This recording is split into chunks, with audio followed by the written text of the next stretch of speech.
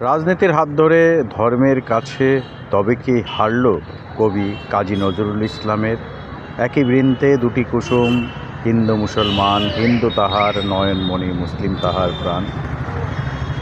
সাম্প্রতিককালে পেহেলগাঁয়ে যে জঙ্গিহানা হয়েছে তারপরে শুধু নয়, আমরা যদি দেখি বহু দশক ধরে আমাদের দেশে এই হিন্দু মুসলমান সংঘাত, যে সংঘাত থেকেই কবি কাজী নজরুল ইসলাম লিখতে বাধ্য হয়েছিলেন বা লিখেছিলেন কবিতাটি, মোরা একই বৃন্তে দুটি কুসুম, হিন্দু মুসলমান, হিন্দু তাহার নয়নমণি, মুসলিম তাহার প্রাণ।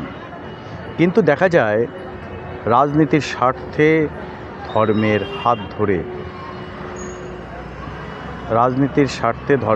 ধরে, কিংবা রাজনীতির হাত ধরে ধর্মের স্বার্থে যাই হোক না কেন, এই দুটি কুসুম একে অপরকে ক্ষতবিক্ষত করে চলেছে দশকের পর দশক ধরে। আর কতদিন?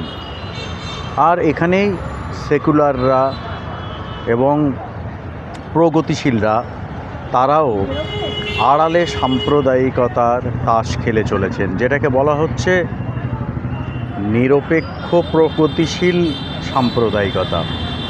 অর্থাৎ হিন্দু যদি কখনো কিছু বলে তাহলে তাকে দাগিয়ে দেওয়া হচ্ছে তুমি সাম্প্রদায়িক।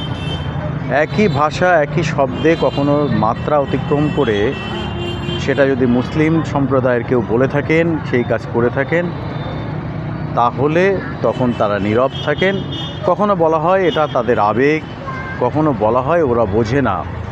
আসলে ওরা তো এরকমই, কিছু বলা যাবে না, কারণ তারা সংখ্যালঘু। সংখ্যা দিয়ে, কখনো আবেগ দিয়ে, এভাবেই সেকুলাররা, প্রগতিশীলরা তাদের সাম্প্রদায়িকতাকে ব্যবহার করে কৌশলে রাজনীতি করে ক্ষমতা দখল করছেন।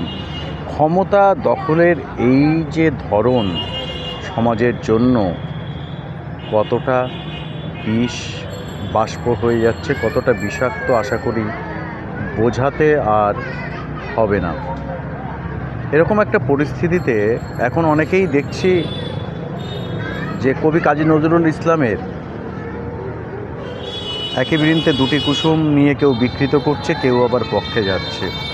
বলুন তো, দীর্ঘ সময়ে এই ভারতবর্ষে কথিত সেকুলাররা, কথিত প্রগতিশীলরা তো শাসন করেছে, কেন তাদের থেকে মুসলিমরা মুখ ফিরিয়ে নিয়েছে? কেন হিন্দুরাও বা মুখ ফিরিয়ে নিল?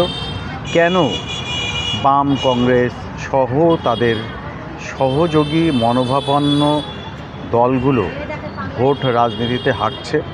উত্তর তারা দিতে পারবেন না। কেন মানুষ তাহলে সাম্প্রদায়িক রাজনৈতিক নীতিতে চলা বা শক্তি, যেটাকে আখ্যা দেওয়া হচ্ছে, বলা হচ্ছে একটা পক্ষ বলছেন, সেদিকে ঝুঁকলো?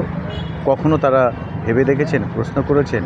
কারণ তাদের যে ধর্মনিরপেক্ষ প্রগতিশীল সাম্প্রদায়িকতা, সেটা হিন্দুও পছন্দ করছেন না, মুসলমানও পছন্দ করছেন না। আসলে কখনো হিন্দুকে, কখনো মুসলমানকে দু রকমভাবে খেলে তারা ক্ষমতা ভোগ করছেন, নিজেদের স্বার্থ চরিতার্থ করছেন। এটা হিন্দু মুসলমান উভয় বুঝে গেছে। মাঝখান থেকে প্রাণ যাচ্ছে, মাঝখান থেকে জঙ্গি ব্যবসা, ধর্মের প্রসার বিস্তার ব্যবসা দিনকে দিন বাড়ছে। স্বাভাবিকভাবে এই পক্ষপাত দুষ্ট সাম্প্রদায়িকতায় শিকার হওয়া হিন্দু যুগ যুগ ধরে ক্ষোভ জন্মে সেটা এখন বারুদের স্তূপে পরিণত হয়েছে। এটা সবাইকে বুঝতে হবে, না বুঝলে পরিণতি আরও ভয়ানক হতে পারে।